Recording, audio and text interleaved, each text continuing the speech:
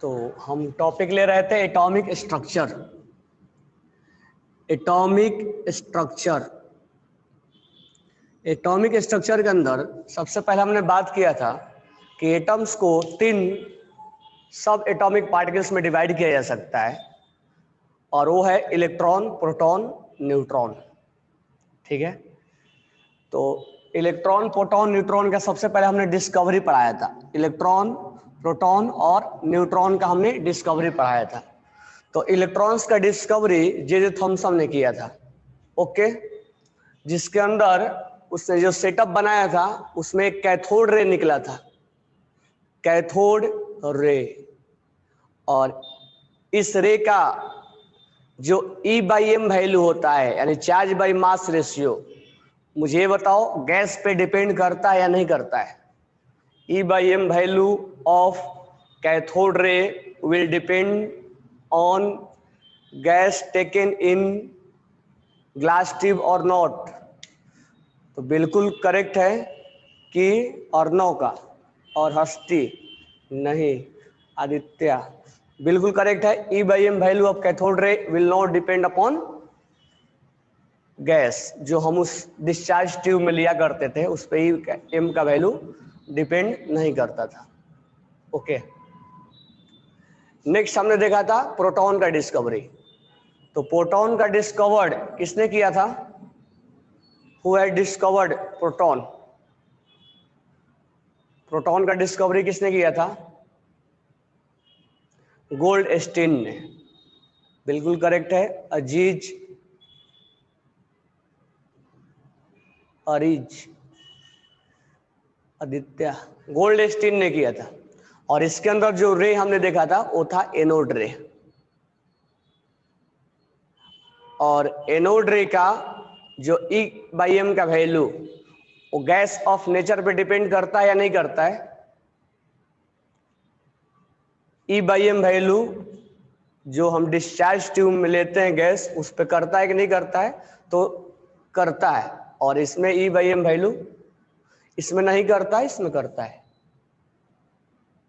ठीक है, तो कोई बताओ क्यों करता है और इसमें क्यों नहीं करता है? कैथोड रे में E/m वैल्यू उस नेचर ऑफ गैस पे डिपेंड नहीं होता है। ठीक है, हमने मान लिया। और इसमें नेचर ऑफ गैस पे डिपेंड करता है। क्यों करता है? वाई? इसका E/m वैल्यू यानी charge by mass ratio will not depend upon nature of gas which we have taken in discharge tube, but in anode ray E/m value of E/m value will depend upon nature of gas that will be taken in discharge tube, because E/m is not constant in proton. ठीक है, E/m तो constant क्यों नहीं है? चलो मान लेते हैं कांस्टेंट नहीं है, अलग अलग आता है। ईच एंड एवरी गैस के लिए वैल्यू अलग अलग आता है, वो कांस्टेंट नहीं है। तो फिर इसमें कैसे सेम आ गया? इसमें भी हम गैस चेंज कर रहे हैं, इसमें भी हम गैस चेंज कर रहे हैं, तो E/m वैल्यू अलग अलग कैसे आ गया? कोई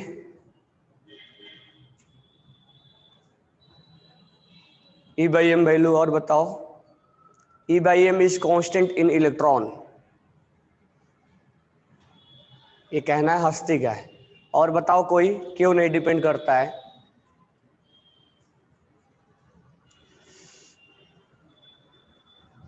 तो ध्यान से सुनना, मैं बता रहा हूं। हमने जो कैथोड रे और एनोड रे का जो डिस्कवरी किया था, याद होगा तुम लोगों को, डिस्चार्ज ट्यूब हमने लिया था। दोनों का सेटअप एक जैसा है, मतलब ग्लास का डिस्चार्ज ट्यूब बनाया गया था, कैथोड रे 2 प्लेट लिया गया था, 2 इलेक्ट्रोड लिया गया था, जिसको पॉजिटिव टर्मिनल से जोड़ा गया उसको एनोड बोल दिया गया, जिसको नेगेटिव टर्मिनल से जोड़ा गया उसको कैथोड बोल दिया गया। अब कैथोड को इधर भी और एनोड को इधर भी बना सकते हो, कोई प्रॉब्लम नहीं है। लेकिन प्रॉब्लम तब तक नहीं होगा जब पॉजिटिव टर्मिनल को पॉजिटिव के साथ हम नाम देंगे, नेगेटिव टर्मिनल को नेगेटिव नाम देंगे।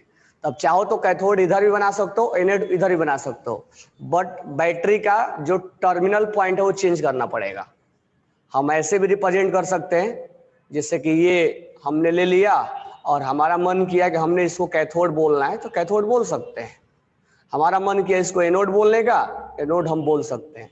बट डिफरेंस ये है कि एनोड को बैटरी के पॉजिटिव टर्मिनल के साथ जोड़ो और कैथोड को बैटरी के नेगेटिव टर्मिनल के साथ जोड़ो, ठीक है। तो दोनों में से कोई आप ले सकते हो। जब इसमें हाई वोल्टेज दिया गया था, जब हाई वोल्टेज दिया गया था, मुझे ये बताओ हाई वोल्टेज क्यों दिया गया था? लगभग अप्रॉक्स 10,000 वोल्ट दिया गया था। क्यों हाई वोल्टेज दिया गया था? लो वोल्टेज पर नहीं काम हो रहा था क्या? हाई वोल्टेज प्रोवाइड क्यों किया गया था? 5 मिनट्स में तुम लोग को ले रहा हूं रिवीजन के लिए। तो रिवीजन में हम क्रॉस क्वेश्चन कर रहे हैं, आप जवाब दो उसका कि 10,000 वोल्ट ही क्यों लिया गया? तो मतलब कम या ज्यादा नहीं लिया। हम बिल्कुल हस्ती का आंसर करेक्ट है। To make a gas good conductor of electricity, बिल्कुल 100% करेक्ट है। तो इस चीज को हम ऐसे भी समझ सकते हैं। अब मान लो तुम टॉर्च है तुम्हारे पास, तो टॉर्च का जब तक स्विच नहीं ऑन करते हो तब तक टॉर्च जलता नहीं है। तो स्विच ऑन करने का मतलब क्या हुआ? तुम उस सर्किट को क्लोज कर रहे हो। अगर एक सर्किट क्लोज नहीं है तो उसमें करंट पास नहीं होगा, ऑब्वियस सी बात है। जब तक ये सर्किट अगर ओपन है तो इसमें करंट पास होगा ही नहीं। अब सर्किट को ओपन करने के लिए, सर्किट को क्लोज करने के लिए इसको क्लोज होना पड़ेगा, तब करंट कैरी होगा, तब करंट जाएगा। अब ऐसा अगर सोचो कि ये तो डिस्चार्ज ट्यूब लगा हुआ है और ये क्या है? रॉड है और यहां से वायर से कनेक्टेड है। तो कहने का मतलब ये हुआ कि यहां से और यहां तक, यहां से यहां तक प्लेट लगा हुआ है, मतलब इलेक्ट्रोड लगा हुआ है, और इनके बीच में गैस है 0.001 mm ऑफ मर्क्यूरी। ये mm ऑफ मर्क्यूरी बोला जाता है, ये प्रेशर का यूनिट है। तो अगर मैं यहां से वोल्टेज देने की कोशिश करूं 10 वोल्ट, मान लो हमने दिया, तो यहां से यहां तक तो सर्किट ओपन है ना, यहां से यहां तक कौन क्लोज करवाएगा? अगर मैं यहां बैटरी लगा दी भी दूं और यहां बल्ब जलाऊं, यहां लगा के बल्ब जलाऊं, इसको ऐसे रख दूं, बल्ब जलेगा क्या? नहीं जलेगा। जब तक सर्किट क्लोज नहीं होगा तब तक बल्ब जलेगा ही नहीं। अब यहां से यहां तक कोई मीडियम ही नहीं है जिसमें कि करंट इलेक्ट्रॉन्स को कैरी कराया जा सके। ये तो खाली है, तो गैस है, गैस के अंदर थोड़ा ना करंट पास होता है। करंट पास होता है वायर के अंदर, करंट पास होता है सॉल्यूशन के अंदर। जैसे NaCl का हमने अगर सॉल्यूशन ले लिया, इलेक्ट्रोलाइसिस पढ़े होगे, तो सॉल्यूशन के अंदर करंट पास करवाया जाता है। हवा में थोड़ा ना करंट पास करवाया जाता है कि हवा में करंट दे दिया गया। तो जो इलेक्ट्रिसिटी पास करवाया जाता है वो वायर के अंदर पास करवाया जाता है, वो इलेक्ट्रिसिटी गैस के अंदर पास, सॉरी सॉल्यूशन के अंदर पास करवाया जाता है, जो इलेक्ट्रोलाइसिस में हम करवाते हैं। हवा में थोड़े ना करंट पास होगा। तो हवा में नहीं होता है लेकिन होगा। 10 वोल्ट आप दोगे तो नहीं होगा, यहां पर सर्किट क्लोज होगा ही नहीं। ये 10 वोल्ट देने के बाद ये सर्किट क्लोज होगा ही नहीं, कुछ होगा ही नहीं इसके अंदर। और इसके अंदर गैस बहुत लो प्रेशर पे भर दिया गया है। 100 वोल्ट दिया गया, अभी भी कुछ करंट सर्किट नहीं क्लोज हुआ है। 500 हो गया, अभी भी कुछ नहीं हुआ। 1000 वोल्टेज दे दिया गया, फिर भी कुछ नहीं हुआ। 5000 वोल्टेज दे दिया गया, फिर भी कुछ नहीं हुआ। जैसे 10,000 वोल्ट दिया गया, ये गैस के जो पार्टिकल्स है ये टूट गए होंगे, ब्रेक हो गया होगा, डिसोसिएट हो गया होगा, क्योंकि हाई वोल्टेज। और जैसे ही जब ये टूटा होगा, इसमें से इलेक्ट्रॉन्स, एक पार्टिकल्स निकला, हम अभी नाम तो दे दे रहे हैं इसका, इलेक्ट्रॉन। और ये इलेक्ट्रॉन जो है किधर भागने लग गया, क्योंकि इलेक्ट्रॉन पे चार्ज पॉजिटिव नेगेटिव होता है, तो ये भागने लग गया एनोड की तरफ। तो हाई वोल्टेज क्यों दिया जाता है?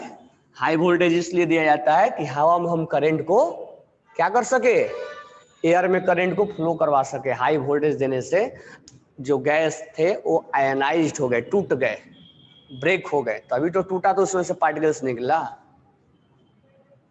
तो ये जब ब्रेक हुआ तो इलेक्ट्रॉन्स का मूवमेंट इधर होने लग गया। तो कोई अगर पूछे कि हाई वोल्टेज क्यों प्रोवाइड किया जाता है, तो उसका एक ही आंसर है, सर्किट को क्लोज करने के लिए, क्योंकि हवा में करंट पास होता नहीं है। तो जैसे हाई वोल्टेज देते हैं तो एयर में भी करंट फ्लो होने लगता है। कैसे?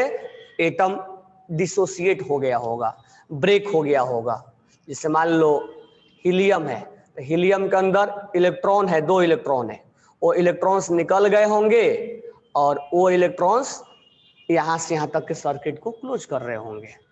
तो इसीलिए हम वहां पर करंट हाई वोल्टेज देते हैं। ये काम लो वोल्टेज पे नहीं हो पाता है, इसलिए हम हाई वोल्टेज देते हैं।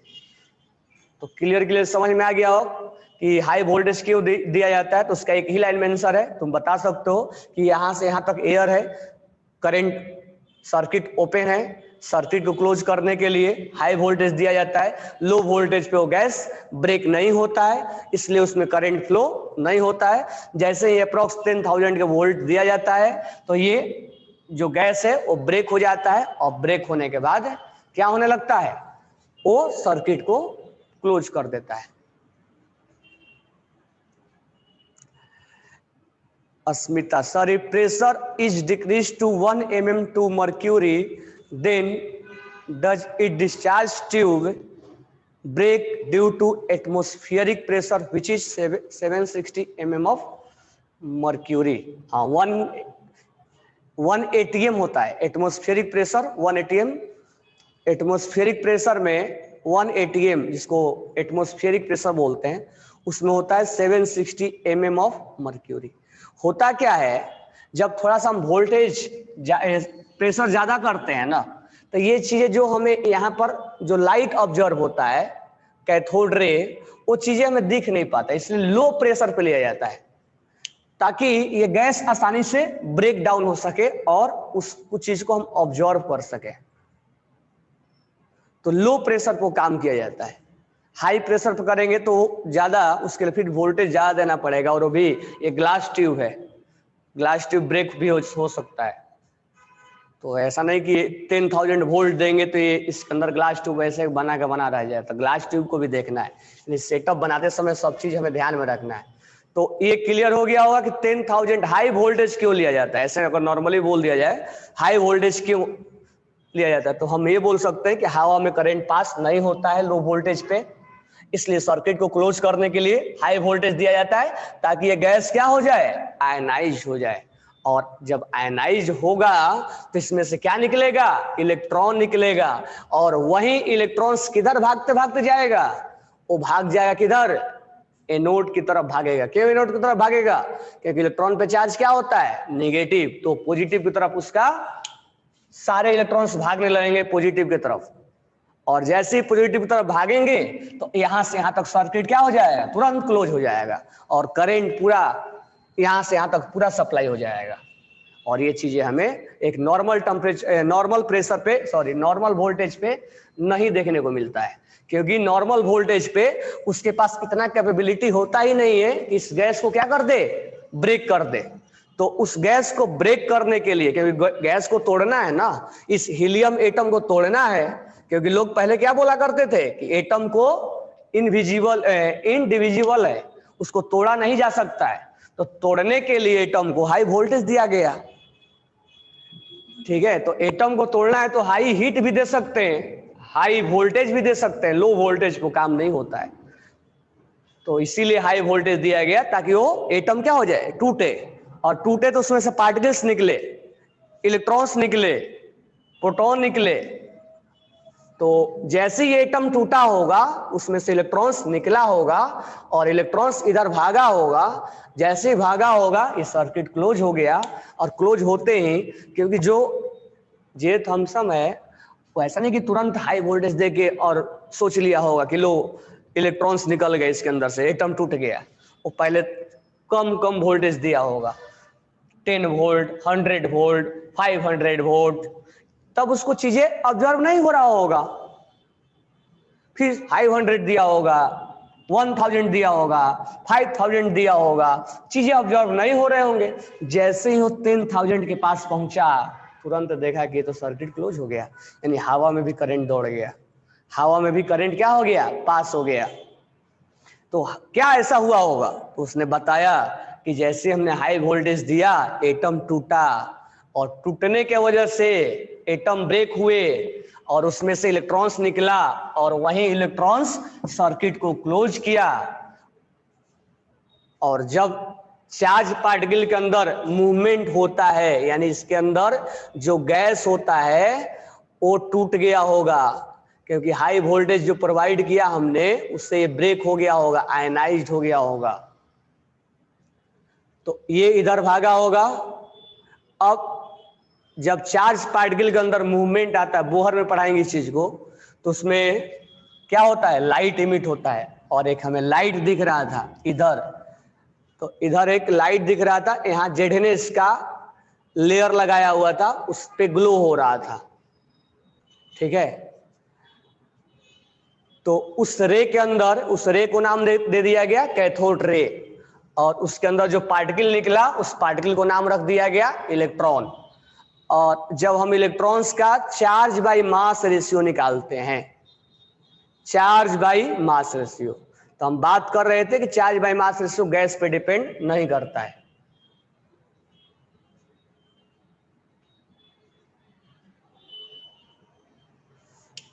तो विक्रम सिंह सावंत का हैप्पी बर्थडे, तो हैप्पी बर्थडे टू यू।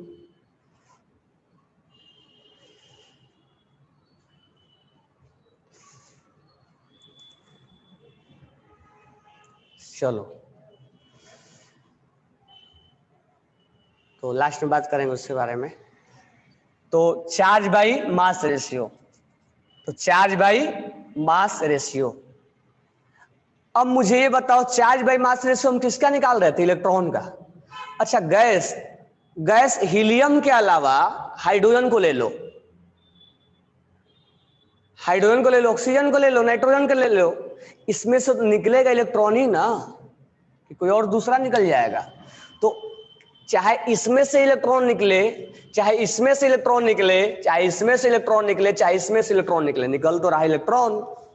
तो इलेक्ट्रॉन चाहे इसमें से निकले चाहे इसमें से निकले, उसका चार्ज और उसका मास थोड़े ना अलग अलग हो जाएगा। समझ में आया क्या? अब मान लो हमारे बॉडी में से ब्लड निकालो या दूसरे बॉडी में से ब्लड निकालो, ब्लड तो रेड ही होगा ना। हाँ, भले उसका टाइप अलग अलग हो सकता है, लेकिन ब्लड का कलर तो रेड होगा ना। तो चार्ज बाई मास रेशियो क्या है, इलेक्ट्रॉन्स के लिए निकाला जाता है, इसीलिए वो क्या होता है, वैल्यू फिक्स होता है। तो हम यहाँ बोल सकते हैं कि E/M ratio of cathode ray will not depend upon gas taken in discharge tube, because we have to calculate charge by mass ratio of electron. और इलेक्ट्रॉन तो चाहे सोडियम ऑक्सीजन से निकला हो, चाहे वो नाइट्रोजन से निकला है, तो एक जैसा हो, इसीलिए वो वैल्यू क्या है, फिक्स होता है, वो गैस पे डिपेंड नहीं करता है। अब हम बात करते हैं एनोड रे का। अब सेम यहाँ पर एक्सपेरिमेंट सेटअप बनाया हुआ था और हाई वोल्टेज दिया गया, तो एक एनोड रे निकला, ये रे इधर। तो एनोड रे के अंदर जो पार्टिकल बताया गया वो है कौन सा, प्रोटॉन। और एनोड रे कैसे जनरेट हो गया, तो जो गैस लिया गया, तो गैस जो आयनाइज हुआ, जैसे मान लो हाइड्रोजन में से जब आया होगा, करंट दिया गया होगा, तो करंट देते ही ये हाइड्रोजन एटम टूट गया होगा और हाइड्रोजन प्लस में ब्रेक हो गया होगा। तो इसके निकलने के वजह से तो कैथोड रे बना, इसके वजह से इलेक्ट्रॉन जो सर्किट क्लोज कर रहा उसके वजह से क्या बना, कैथोड रे। अब ये जब आयनाइज्ड हो गया, H+ बन गया, तो इसका मूवमेंट किधर होगा? कैथोड के तरफ, क्योंकि ये माइनस है तो माइनस को अट्रैक्ट करेगा। और ये चार्ज पार्टिकल के वजह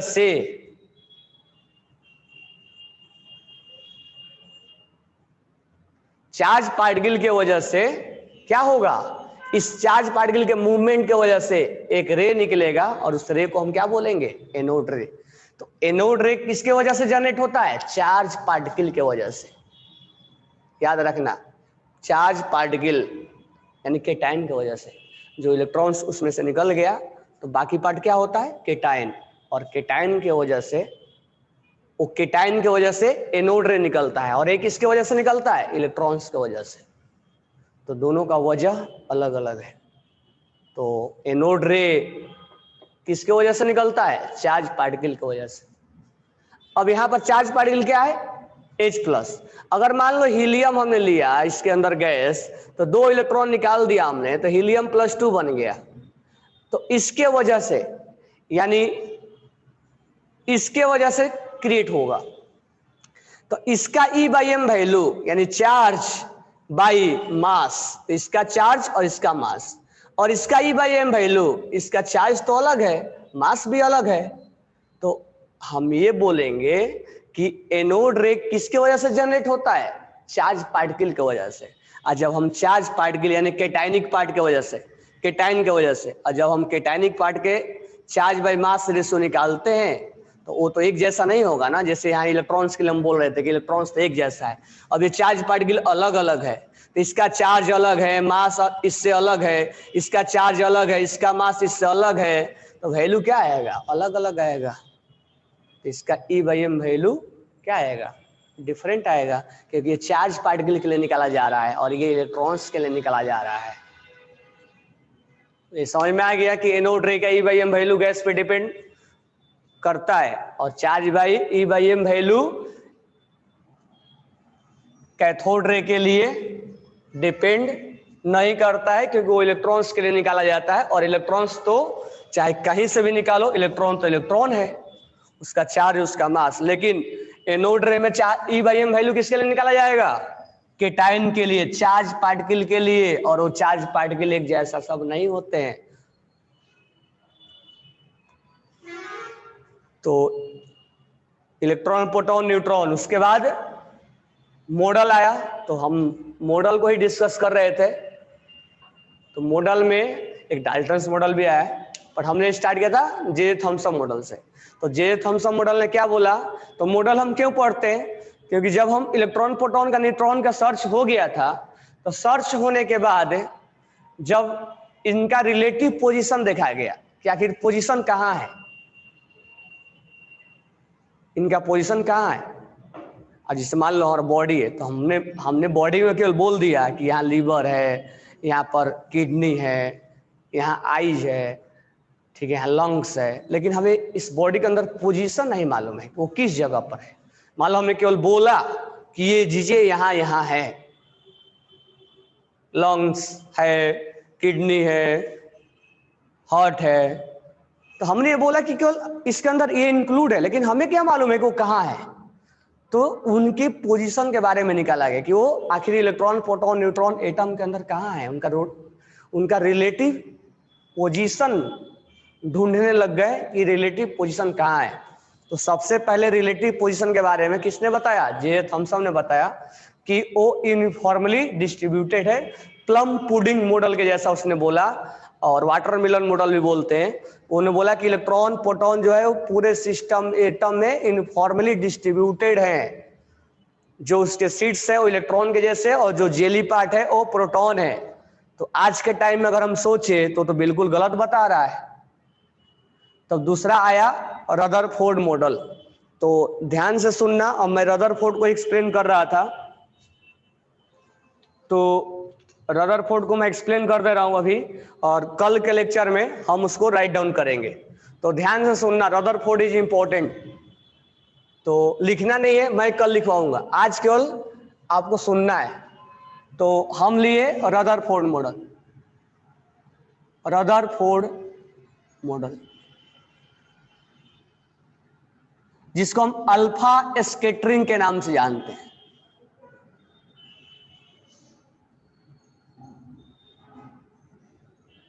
अल्फा स्कैटरिंग,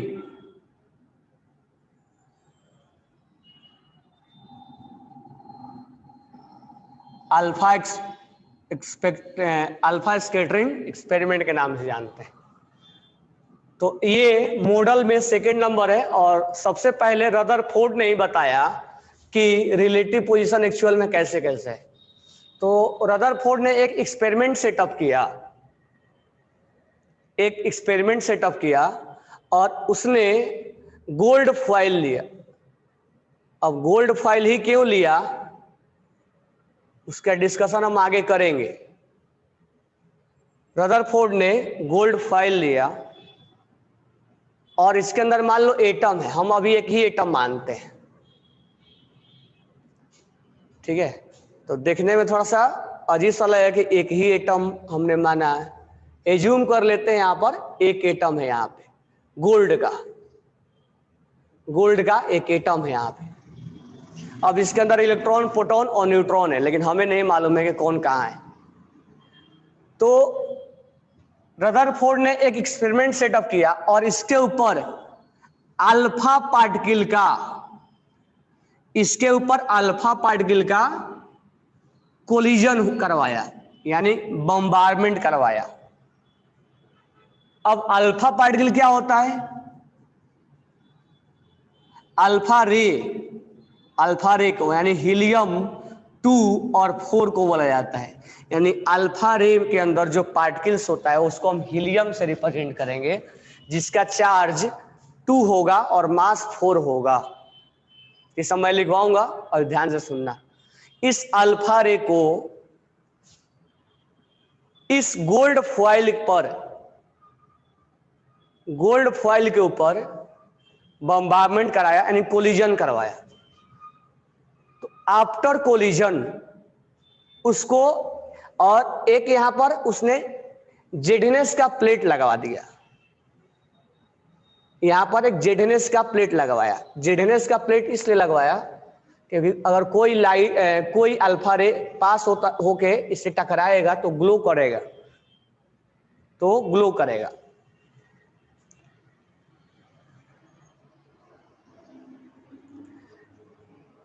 हीलियम 2 + 2 वो चार्ज से रिप्रेजेंट किया जाता है। नॉर्मली हीलियम 2 और 4 से रिप्रेजेंट किया जाएगा। जब चार्ज बोला जाएगा तो उसको ऐसे रिप्रेजेंट करेंगे, +2 चार्ज, ठीक है। तो अल्फा रे के अंदर जो पार्टिकल है वो इसको ऐसे रिप्रेजेंट करेंगे। चार्ज दिखाना है तो +2, इसलिए मैं बोला +2 चार्ज। तो यहां जेडनेस लगवा दिया। तो उसने बहुत सारा एक्सपेरिमेंट किया। बस मैंने 3 ऑब्जर्वेशन के लिए यहां पर 3 रे लिखा है, ताकि हमारा 3 ऑब्जर्वेशन होगा और 3 कंक्लूजन होगा।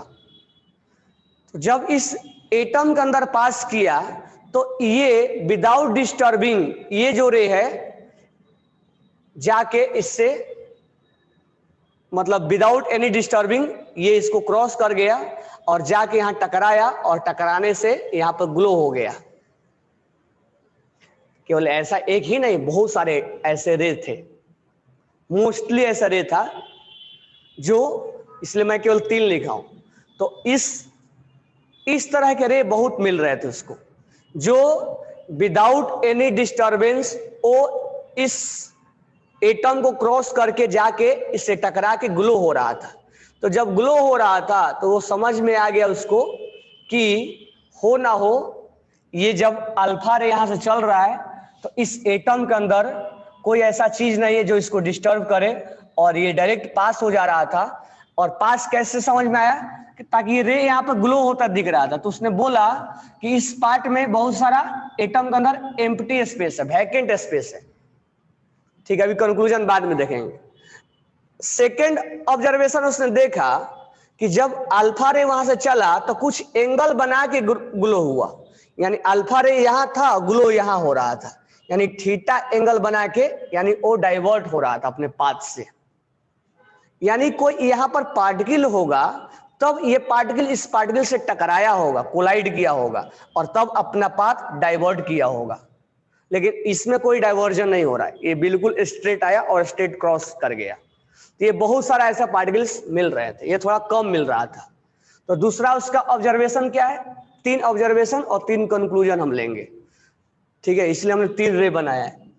तीसरा उसका ऑब्जर्वेशन क्या है, जब रे यहां से चला तो ये पास नहीं हुआ, कुछ दूरी से ही 180 डिग्री के एंगल पर वो वापस चलाया 180 डिग्री के, और ये रे बहुत ही कम मिल रहे थे और ये केवल सेंटर पार्ट में ऐसा मिल रहा था।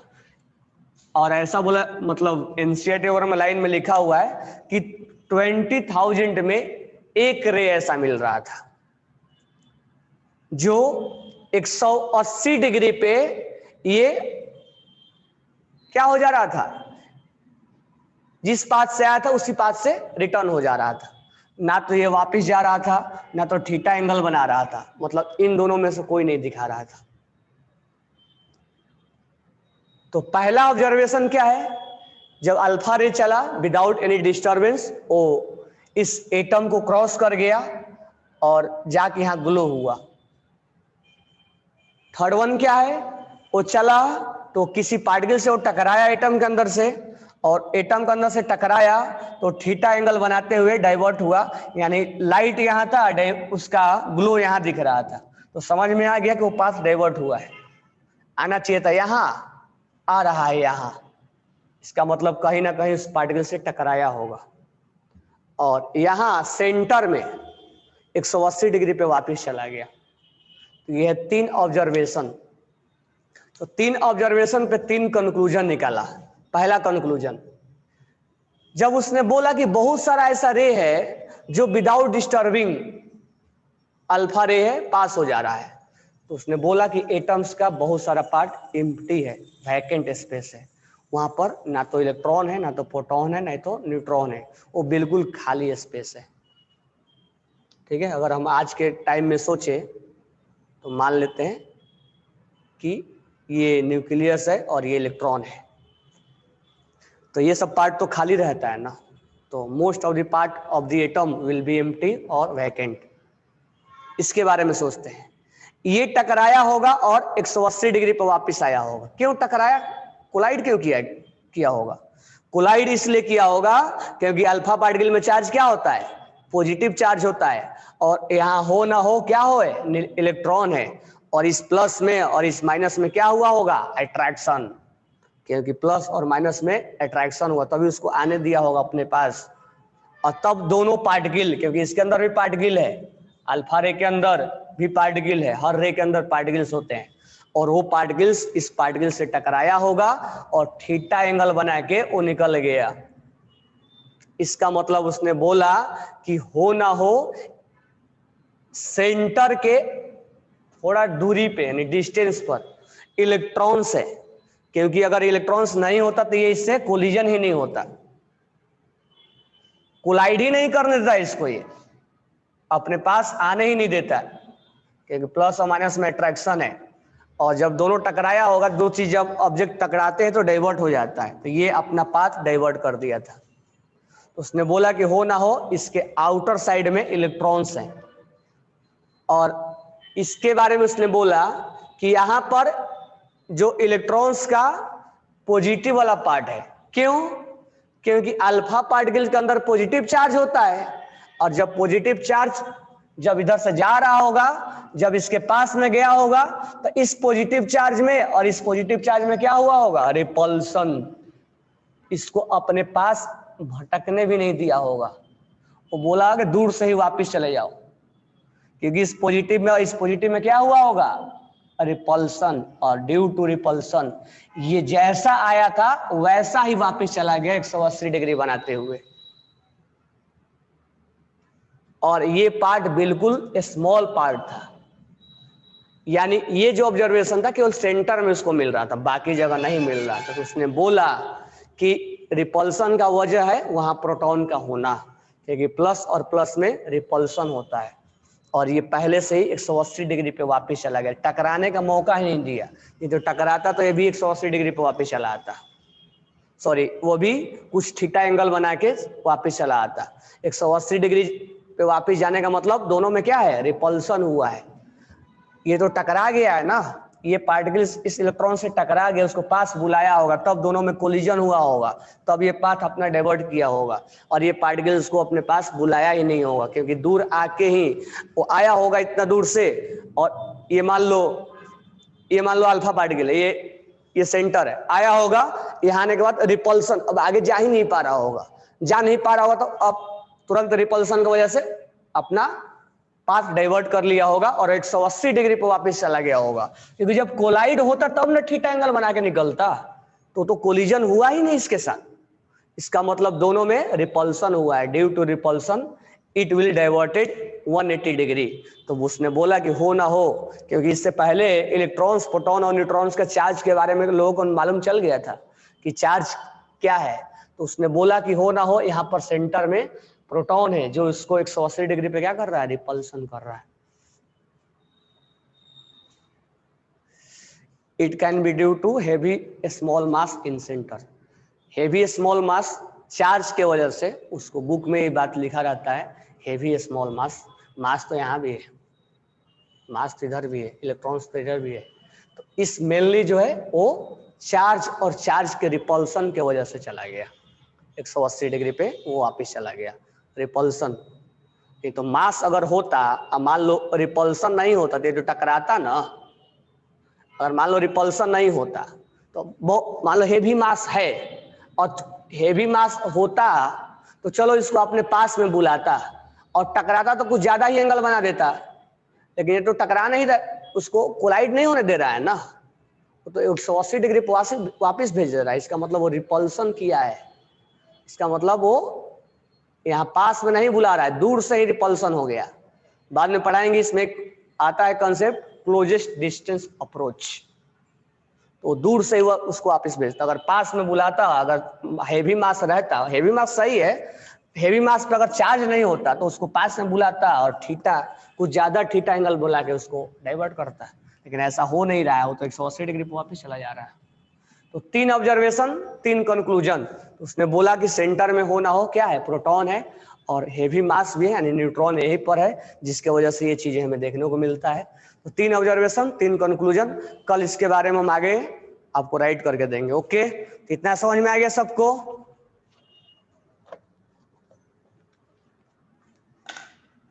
Have any doubt? ओके, तो once again Vinay Sawant, happy birthday to you. Okay, thanks to all.